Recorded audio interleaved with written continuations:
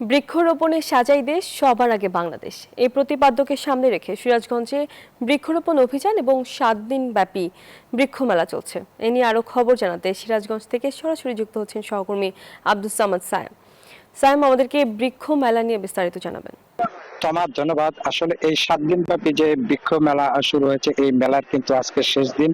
এই মেলাতে কিন্তু যে ফলজ, বনজ এবং ঔষধি সহ কিন্তু বিভিন্ন গাছে কিন্তু স্থান পেয়েছে এবং এই মেলাতে কিন্তু 32টি স্টল রয়েছে এবং বেচা কেনা কিন্তু আমরা যারা স্টল মালিক রয়েছে তাদের সাথে কথা বলেছি।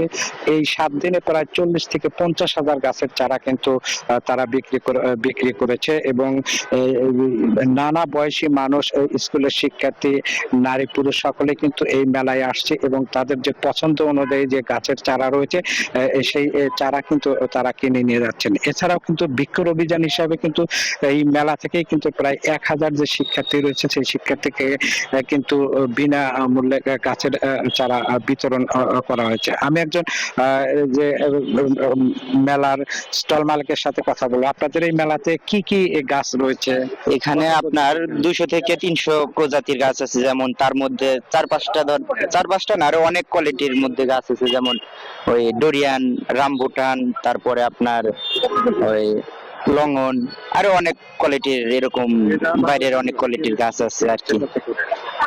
মানে বিক্রি করছেন কত করে? ওগুলা আপনার যেমন ডোরিয়ান ওইটা 2500 টাকা করে বিক্রি করতেছি, আর অ্যাভোকাডো ওইটা 12 থেকে 1500 টাকার মধ্যে বিক্রি করতেছি এরকম।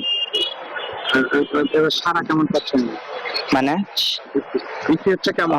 বিক্রি আলহামদুলিল্লাহ অন্যান্য বছরের থেকে আলহামদুলিল্লাহ ভালোই হইতেছে আর কি। ধন্যবাদ। আসলে শুনছেন যে এই গাছের প্রতি কিন্তু মানুষের চাহিদাও কিন্তু দিন দিন বাড়ছে। যারা বলছে গত বছরের যে মেলা হয়েছে তার থেকে কিন্তু আসলে বেশি বেচা কিনে হচ্ছে এবং মানুষ কিন্তু সবুজায়নের দিকে কিন্তু ঝুঁকছে। তো এই ছিল আমার কাছে মেলা থেকে সর্বশেষ। ফিরছি স্টুডিওতে, তো আমি আপনার কাছে। সায়েম, ধন্যবাদ আপনাকে।